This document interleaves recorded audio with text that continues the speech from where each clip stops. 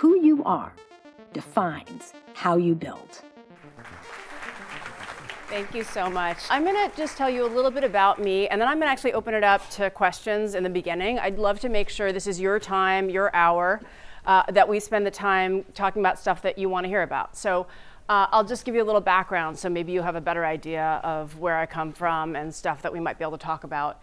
So I'm a first-generation immigrant my parents were both born in China, and they came here separately and through different journeys and went through Ellis Island, and one settled in Iowa and one settled in New York, and then they met here in the United States. And so the immigrant story is a big part of my upbringing. My grandparents had a Chinese restaurant in Yonkers, New York, and everyone in the family used to help out and work there. So kind of that work ethic and also understanding everything that my grandparents and my parents went through to make it so that I could be standing here in front of you is just really important part of my I think my work ethic and my values. That lady, I couldn't find a picture of myself with what I was born in Staten Island, New York. And then I moved to New Jersey, and I could not find a picture of what my hair looked like back then, but that's like a close approximation to what my hair looked like back then.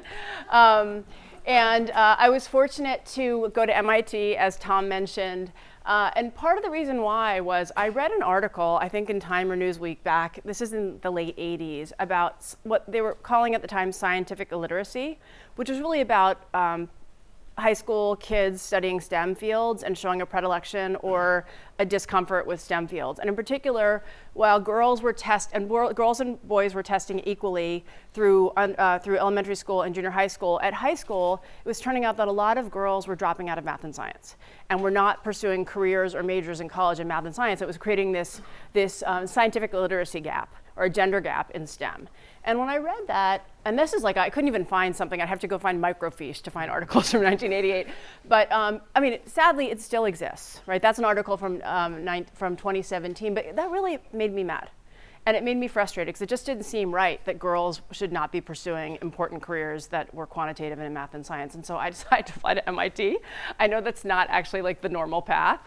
And I was woefully underprepared. And so it really kicked my butt for 4 years. But I'm very grateful that they let me in and that I got to graduate and I got to meet some fantastic people. And it turned out that MIT helped me prepare for my future career, because it turns out that my professional calling is actually working with very smart technical founders and being a great business partner to them and helping them kind of translate their technical ideas into business.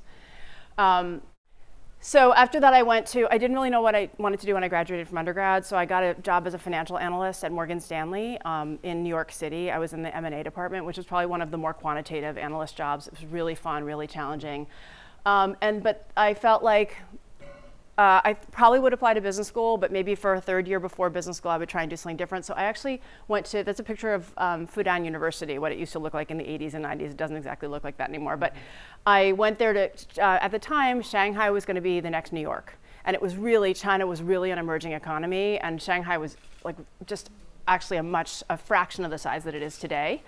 And I thought maybe my career would be being one of those people who could speak Chinese and go back and forth and do business in Asia and on the West Coast. So I went to go brush up on my Chinese. I studied Chinese in the mornings, and I taught English in the afternoons. And then I had a sweater, a backpack, and a bicycle, and that was pretty much it. And it was probably one of the best years of my life. When I was there, I borrowed a friend's typewriter, and I wrote my business school applications. Has anyone here used a typewriter? Okay, yes, good, like 15 people. And I was fortunate to get into business school, so that's where I went to business school. And when I was at business school, I had grown up working at the Short Hills Mall in Short Hills, New Jersey, in different retail jobs, and I always had a real interest in both retail and consumer products and consumer brands, in particular brands that created a lot of customer love. And so I did internships at the North Face and Odwalla that were both kind of high growth private startups at the time when I was in business school. And then I went to go work for a company called Gap. And I don't know if any of you, does anyone here remember a time when everyone used to wear khakis? Like, I know for a lot of young people, you'd be like, what? But this is basically Gap at the time. Like, this was the uniform that everyone wore, and we were probably like the hottest company in retail, and that's from one of our ads. It was really a fun time to work at Gap. It was like a talent magnet company where some of the best and brightest people in marketing and merchandising and planning and supply chain worked, and I learned a ton. And along the way, I had heard of venture capital when I was at Morgan Stanley, and it seemed like such a dream job, getting to work with founders, hearing their ideas, trying to decide which people to do business with and to back, and then helping them build their companies. But at the time, when I was an analyst at Morgan Stanley, my understanding was venture capital was all dudes. And it would probably not be an environment that I would fit in or I'd feel comfortable or that they would really want me. So I never even interviewed for a job out of Morgan Stanley. And I was really fortunate that I got a call from a recruiter who was looking for an associate at Kleiner Perkins. And I said, it sounds like a really interesting job. I actually feel like I would love it, but I just don't know if I'm comfortable going to being the only woman at a firm. Like most of these firms are all men. And the recruiter was a woman. And she said, Aileen, if every woman I call says that, we will never get women to work in venture capital. That really worked on me.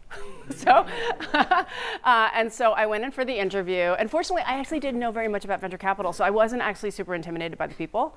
And I later, kind of as I did my research, I realized like interviewing with John Doerr or Vinod Khosla or some of these people was kind of like a big deal.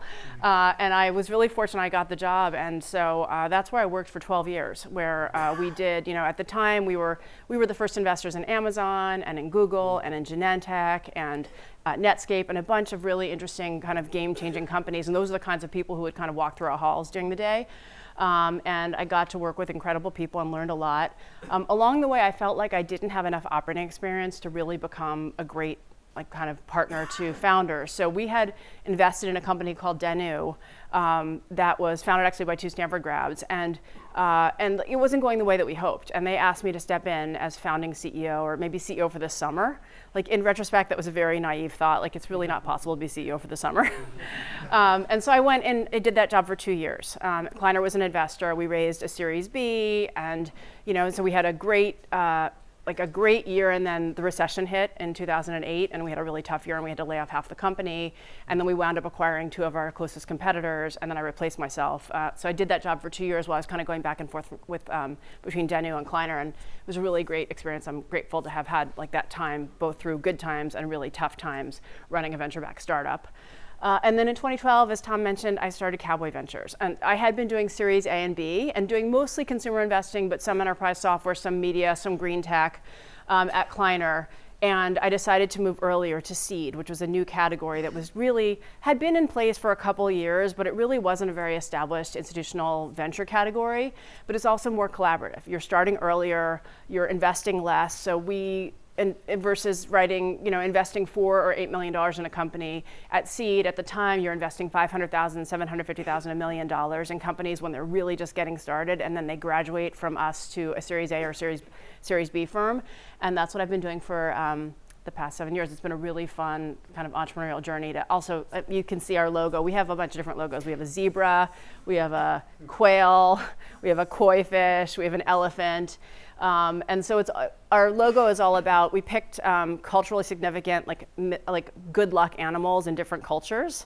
And then we have an androgynous cow person that's riding with the magical animal, kind of to, I think, send the message that I think we try to be like a little bit different. We're a little non-traditional, and what we do at Cowboy Ventures is pretty personal. And so it's really been fun to be able to start that. So with that, I'm going to turn it over to all you. I'd love to make sure that we spend the rest of the time that we have together talking about stuff that you want to hear about. So raise your hand. I'd love if you would say your name and either ask a question or something that you'd love to hear about. And yes, sir. I would like to hear about the challenges which you faced when you started doing your ventures. Okay. Challenges along the journey. We have a cowboy t-shirt for you if you would like one. There you go. You can just throw it at him. Okay. Who else has a question? Yes, in the back. Hi, I'm curious about what some of the challenges were that you faced when you switched from an investor role to an operator and then back. Okay.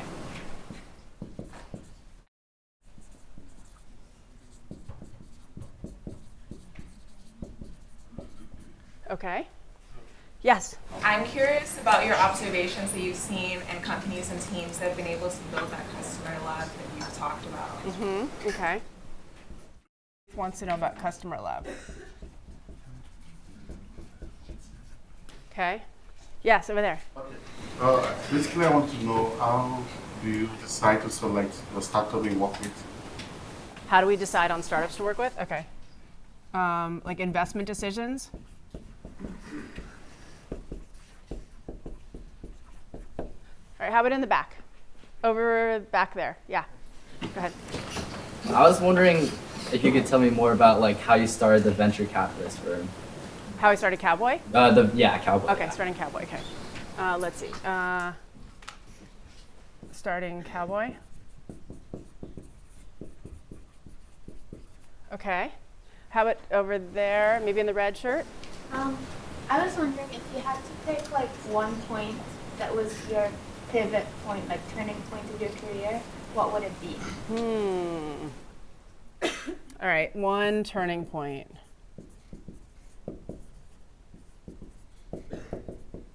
Sorry if you can't read my writing. I will rebunch the questions. My mom said I should have been a doctor. Like my handwriting's so illegible. Right here in the red, yeah. I want to know more about Always. Thank you for asking that question. Okay, all raise. So I work at an early stage startup, and it seems like with diversity efforts, we can only really get people to think sort of one axis of diversity at a time. In your sort of interest in getting more diversity, how do we push it so that people think of it as a more cohesive, along age, gender, educational background, all those things? Okay, different kinds of diversity and how we get people to really embrace it. Over there. And I'm curious about your writing process when you do the articles. Oh, okay. Okay, writing article. Okay. You mentioned that you had no experience with venture capital coming in. So how did you accumulate that experience? Right. Okay. So that kind of goes a little bit with the challenge in the journey, like getting VC, mindset. Okay. Let's see how many. Wow, I love that you guys have so many questions. So awesome. How about over there in the black? My question is, what I guess your best advice to kind of develop those soft skills, and how do you also motivate your team members to kind of work along with you well? Yep. Yeah. Developing soft skills and communication skills. Okay. All right, let's just do one more, and then hopefully we'll have some time at the end to do questions as well. Okay. I was wondering if you could talk about what are some specific investment theses you have right now. I know you invest a lot in consumer, but anything specifically you're very excited about? And then maybe if you could also add, what in your view do you think makes you a very unique investor?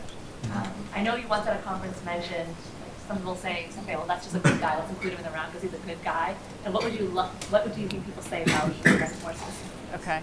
Oh, that's a hard one. I might have to ask my team members who are here, Amanda and Jamira, to answer that. But it's a really hard one. Why should I take your money? Okay, and then you want to just you can just throw out the rest of the t-shirts if you guys want to get anyone who wants to raise your hand if you want a t-shirt. Yay, I'm glad you like them.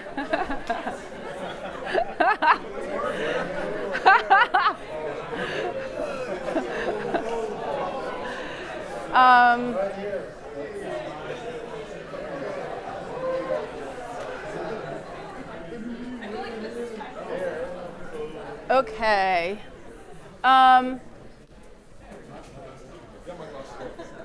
Okay, okay. All right, so I'm gonna bucket these kind of maybe VC career, and then maybe starting Cowboy, and then it's kind of in here is writing and thinking and skill development. And then at the end, we'll talk a little bit about Alraise. I'll try and bucket all of the things that you asked about in these different categories. So, my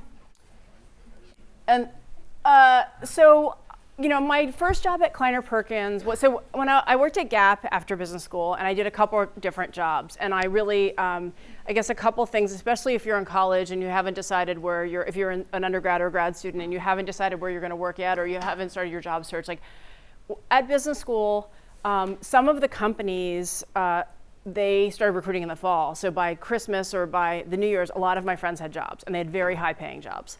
And I knew I wanted to work for a consumer company or maybe a startup or something like that. And at the time, most of those companies did not recruit at business school. So I basically, every lunch break, I would go back to my dorm room and I would I had looked up things at the library because there wasn't really an internet yet, but and I would call companies and I would just ask to talk to the vice president of marketing or the director of marketing or the director of product management or the director of supply chain. And I would just basically, if I could catch someone on the phone, I would ask them if they had any jobs. I really pounded the pavement for months and months. And I found this lady named Busy Burr, who was a GSB grad working at Gap in strategy. And she took a chance on me. And she gave me a job, even though she didn't really have an open rec. And I joined her in this small consulting group working for the president of Gap, trying to help figure out how we were going to grow the top line. And so sometimes that was a supply chain project. Sometimes that was a pricing project. Sometimes it was a store assortment project. But I just did kind of like an internal consulting job. And I loved the chance to learn, and Busy was really smart. So you've probably heard the advice, like pick your boss. I loved the company and I really loved the person I was gonna be working for. And so I took the job, even though the pay was so much less than a lot of other jobs that I was offered or that my friends were getting. So I just figured to be honest, my family had like a little bit of an intervention with me because they were like, hey, we didn't spend all this money to help you go to these schools so that you could go work at the Gap. and retail is really not where we envisioned that this would be ending up. And I just had a feeling like it was a time to do something that I would be really passionate about rather than trying to do something that people would think was a good job or admired. And I think after college, there's no longer a ladder, right? And there's no longer a path. So you really have to figure out what you're going to be passionate about and ideally put yourself in a situation where you're going to be with a lot of smart people and you'll have the chance to learn. And because I was in that situation, I did a good job. And so in my second year, the CEO of Gap at the time was a guy named Mickey Drexler, who's probably one of the greatest living merchants in America or in the world. He after Gap, he did J. Crew. He's just an incredible retail leader and merchant. And he had this internal star search to pick. He had decided he was going to take on a chief of staff every year. And I wound up being a finalist. And he basically put maybe 8 or 10 of the finalists at a lunch table together. And he basically would just sit, he sat there and he just peppered us all with questions. It was such an odd process. But he really wanted to know where you came from and what you cared about and what your values were and what motivated you. And I talked a little bit about my family and I talked a little bit about working in retail and I talked a little bit about caring a lot about customers. And I don't really know what it was, but I got the job. So I wound up being chief of staff to the CEO of a public company when I was just a year out of business school. And I just worked my tail off. I was there 2 hours before he showed up every day. I was there for 2 or 4 hours after he left every day.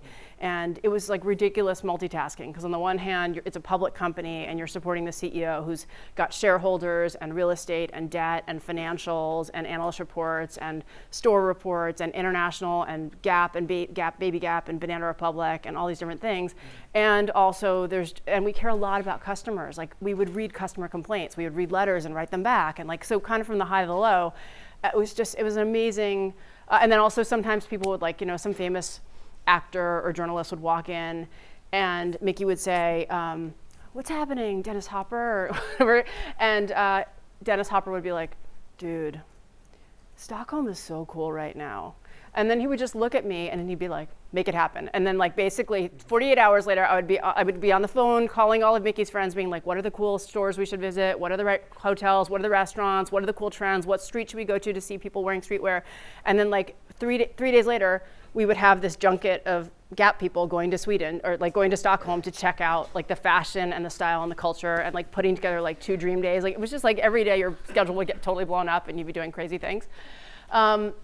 And after that job, I got to kind of pick where I went in the organization, and I picked the internet job. The internet business was the thing that was kind of, I thought, the most exciting, Gap.com, and it was a tiny team. And so we were just really it was like a startup inside of a big company. And we just had to learn about what do you do to run a site every day? Do you change the homepage every day? Do you keep it the same? Do you send emails? Do you not send emails? Just so many. What do you do with customer data? So many things that there are no rules back then, and we just were trying to figure it out. And so I guess all those things prepared me for going into venture capital in a way because I got exposed to a lot of different functions. I did inside the same company change jobs pretty much every year. And the chief of staff job actually helped me because I effectively went to Kleiner as a chief of staff, as one of the associates working for John Doerr. And just John had such a full plate and so many different portfolio companies, and so many people wanted to meet with him.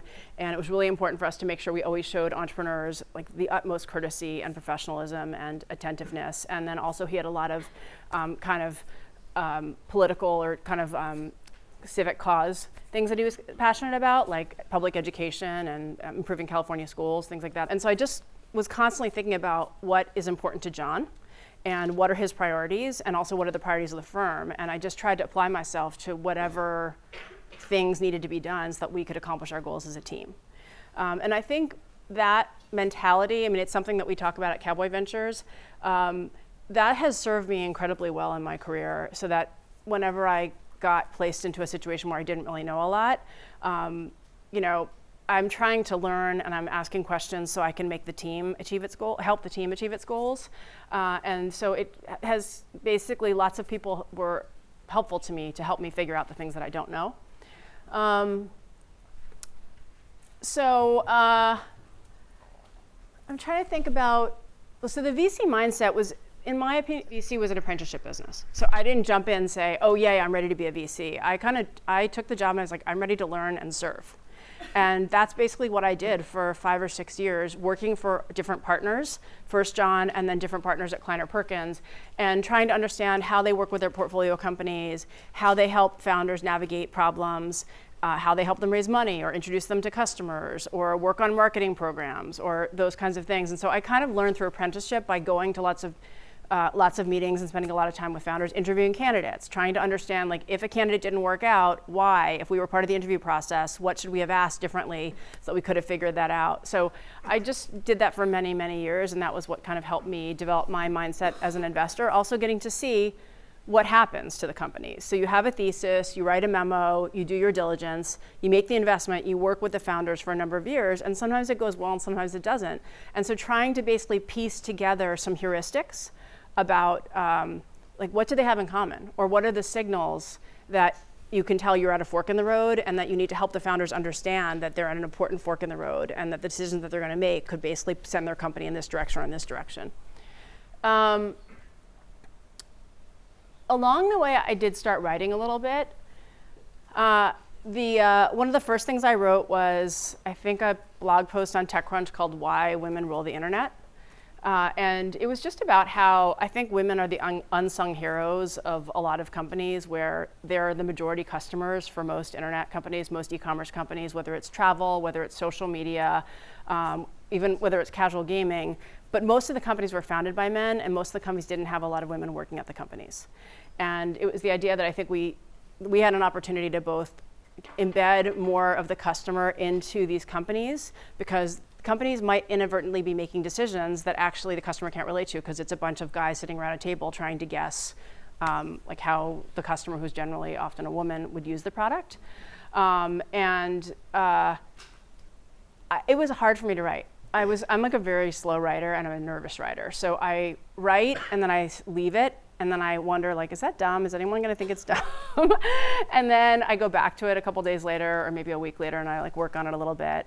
And then, so unlike some investors or, obviously journalists who can kind of like just come out with stuff every day or every couple days, I'm definitely more of a once a quarter, a couple times a year writer. But I try to just write things that are both in my head, but also maybe a point of view that I feel like hasn't been expressed, or like an insight that that hasn't been shared yet. So over the weekend, I posted something called "Nobody is Batting 1,000." I don't know if anyone has seen that or not, but it's basically this idea that maybe at a place like Stanford or in the startup ecosystem, you hear things like, "Oh, they're crushing it," or "They're killing it," or "Oh my God, we were super oversubscribed," and like, it can make you feel bad about yourself, right? Or like, "I got 10 offers," or like, "Oh my God, do you know how much he's making or she's making?" And it can make you feel insecure, or like you have imposter syndrome. And one of our daughters plays softball, and sometimes she's a good hitter, but sometimes she doesn't hit the way she wants to. And like, once you've hit a home run or you've hit a triple, if you don't hit a home run or a triple in the next game, you feel bad. Like, you feel like you're a bad player. And I've seen players decide that think about quitting because they couldn't keep up with the thing that they have in their head about how they should be hitting. And the thing my daughter and I talk about is batting average, right? Does anyone here know what the best batting average in history is in baseball or softball? What is it? Yeah, it's basically around batting average is when you're at the plate and you get the ball in a game gets pitched to you, what percent of the time do you actually hit the ball to get into play? So you get on base, either first, second, third, or home. Basically in baseball, the most that the best baseball player has ever done is 30% of the time get on base, right? So 70% of the time, the best players in history have not gotten on base. And so it's the idea that not to get sucked into this feeling like everyone is crushing it, and that if you're swinging and you keep playing and you're being thoughtful about your swing and your preparation and you're doing the work, you just got to stay in the game. And you got to keep swinging, and don't ever think that everyone's batting 1,000 because they're not. How are we doing on time? We're okay? Okay. So I'll move to starting Cowboy Ventures. So in 2012, I started a seed fund called Cowboy Ventures.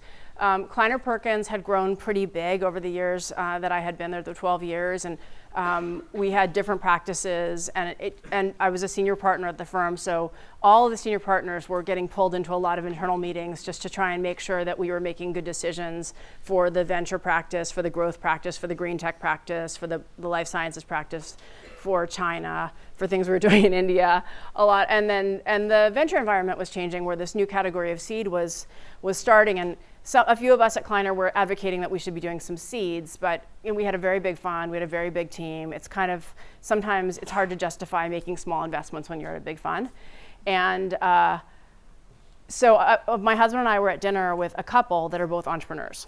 And one of them knew Kleiner very well, and she asked me how things were going. And I was like, well, sometimes it's hard to navigate. We've gotten bigger. And she and he both said, when are you going to leave and start your own firm?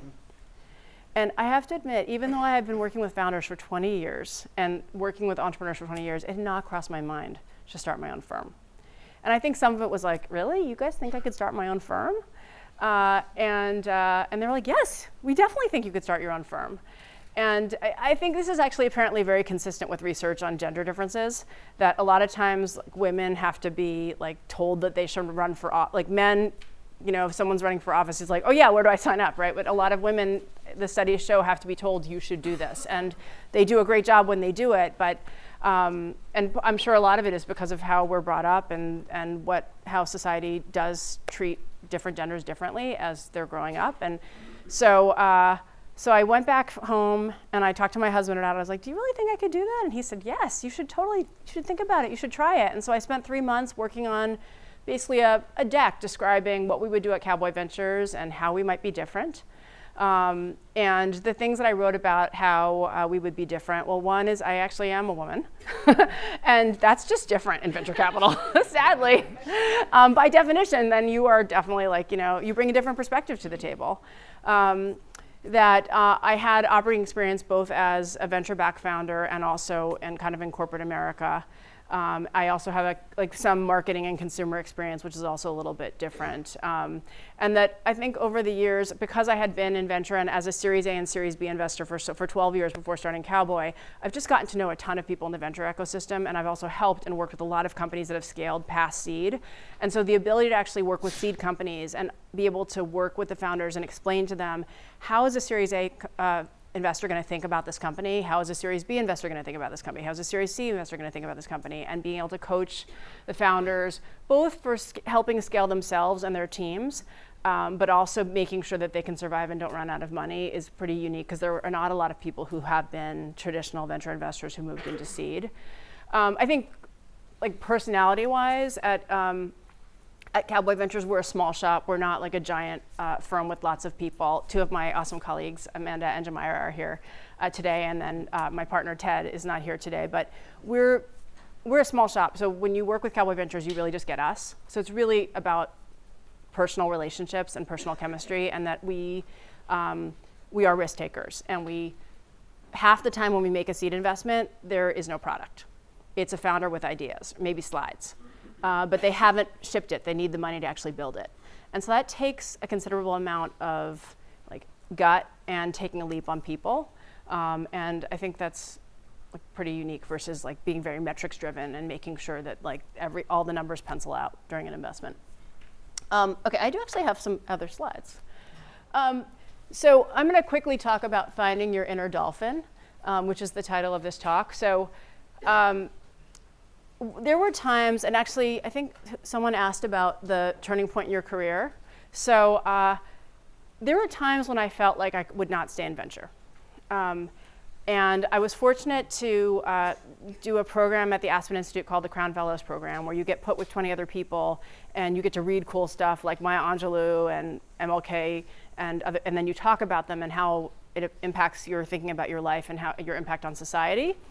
And you do this check-in process where everyone goes around the circle and talks about how they're doing.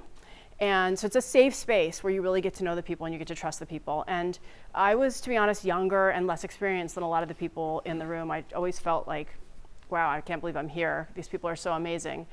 And I checked in and I said, you know, sometimes I don't know if I fit in venture capital, because I feel like I swim with a lot of sharks, and I feel like a guppy. And I cried. And I just said, like, I really love this job, but I just don't know if I'm cut out for it. And my classmates, they listened, they made me feel safe, and they said, you have to come up with a different visualization for how you're feeling. Like, you may be swimming with sharks, but you are not a shark and you're never going to be a shark. But you cannot think of yourself as a guppy, because that's not going to help. Maybe think of yourself as a dolphin. Like, dolphins are smart. And they swim in pods, and they swim with the sharks. And they have every right to be in the ocean, and they just swim differently. And you have to just think of yourself as a dolphin, not a guppy. And that was really helpful for me, because for some reason, it helped me visualize the idea that I could stay in venture, and I didn't have to be a vest-wearing bro to keep doing my job, that I could just be myself and be comfortable with it. And I don't know if that resonates with anyone here. If you, either in the past or in the future, you may find yourself in a situation where you're really wondering, am I in the right place? Am I doing the right thing? And I think having the chance to actually reflect on kind of who you are and whether you can like be yourself and in the environment, I think I'm really grateful for that feedback that I got. And then I'll talk a little bit about following your gut, which I think hopefully speaks a little bit to starting Cowboy, all raise, VC judgment. So I talked a little bit about starting Cowboy, and I guess in retrospect that was a leap to leave. I was very safe and well compensated at my former employer, and so taking a leap to start Cowboy Ventures, it just felt like if I wasn't going to start something that was smaller and more personal at that time, I would never do it. And so I took the leap to do that. The same thing about writing the unicorn piece. So after I had started Cowboy, I had a $40 million fund and no investments. And I wanted to try and make the best investments possible out of the fund that I had raised. And I went and talked to lots of smart investors, many of whom have spoken in this room, and smart LPs, the investors in our funds, about tell me about some of the best funds in history. What were the companies? Was it one company or 3 companies or 5 companies in the fund that made the breakout? And what did those companies have in common? And everything was anecdotal, and there was surprisingly no data. Back then, in 2012 and 2013, there was no PitchBook, there was no Crunchbase, there was no CB Insights, there was no The Information. And so there was billions of dollars invested by VC firms every year and no analysis. And so I started basically making a spreadsheet. And I started making a list of companies that were less than 10 years old that had become worth more than $1 billion, either in the public or private markets, and just collecting basically information about how many founders were there. When were the founders born, and how old were they when they founded the company? Where did they go to college? What did they do before school, before starting the company? Where did they work? How did they know each other? What was the original idea? How much money did they raise? All these different things. And so I basically created a data set of 39 companies that had been born within the past 10 years that were worth over $1 billion. And they actually had quite a few things in common. One of the things at the time was when I was taking pitch meetings from founders, sometimes founders would walk in the door and they'd be like, hey, so we started this company and I know like I'm really old to have started this company because I'm 35, I'm sorry. And I didn't want those people to, when you did look at the analysis, the companies in the unicorn data set were founded by people in their 30s and 40s. They were not founded by 20-year-old dropouts from Harvard. But at the time, there was like this feeling among the entrepreneurial community that if you haven't started your company by the time you finished college, you're not going to make it. And the other thing was teams. That co-founding teams generally were the vast majority of the data set because it's hard to be a solo founder. And so I think there are a bunch of insights that I found from the data set that I basically wrote up in this blog post called Welcome to the Unicorn Club. And the unicorn word was one that I didn't have that until the end. So I basically had this very long phrase that was billion-dollar companies founded in the last 10 years that were either public or private and venture-backed. And you can't really write that many times in an essay. It's not very readable. And so I did this find and replace, and I was substituting like Monster Hit or like Godzilla or like Home Run. And I would reread the piece with the different phrases, and then I put in unicorn. Because I wanted something that was like more fun and more mystical and made it seem more magical and more elusive and more special, not kind of like business analysis-y. And unicorn just made the whole thing much easier to read. And so that's what I posted. And so that's kind of, and I honestly did not expect anyone to read it. So it's quite overwhelming that it's still a thing, actually. And I guess the last thing I'll talk about is all raise. So we talked about it a little bit. My 20 years in venture capital, for the most of it, until probably the last 2 or 3 years, I have generally been the only woman in the room all the time. And also, I'm not really a person of color in terms of underrepresented minorities in tech or in venture, but generally also the only non-white person in the room, oftentimes. And tech is just such an incredible, entrepreneurship and venture capital and tech are such an incredible engine of innovation and growth and job creation and economic power that it just seems so crazy to me. And also, we've also put ourselves on this meritocracy pedestal, which we have not been. And so it just seems crazy to me that we're not recognizing the inherent bias in our system and that we're not trying to figure out how to change it so that we create more opportunity for people from different backgrounds in the venture ecosystem. And in 2017, the news about binary capital came out and different CEOs behaving very badly. So there was just and Susan Fowler wrote her awesome blog post, and there was just enough evidence that you could no longer think that we did not have a problem in tech. And so I drafted an email to some women friends in venture capital, and I let it sit in my draft folder for probably 2 months. Should I stick my neck out and try and get people together and trying to figure out what we can do to fix the solution, or should I just try and make Cowboy Ventures be successful? Because by making Cowboy Ventures successful, I will be showing the world that being hopefully a more human person and being a little bit different and practicing a personal, more maybe very honest, straightforward style of venture capital, if we can make a lot of money and deliver fantastic returns, that will hopefully make a difference in how founders get treated when they work with us and a bunch of other things. But I wound up pushing send in the summer of 2017 saying, hey, I'm guessing a lot of us are feeling the same thing, where basically the lack of women and other folks in the venture ecosystem is just not okay, and we have a window to do something about it. Do you want to get together and talk about things that we could do together to make it better? And bless their hearts, basically the women on that email thread generally all responded within an hour or two. And they were like, I'm in. Like my friend Jess Lee at Sequoia was like, I'm in, what do I need to do? I'll be your flaky and order lunch. The first female partner at Sequoia was like, I will do anything, I'm in.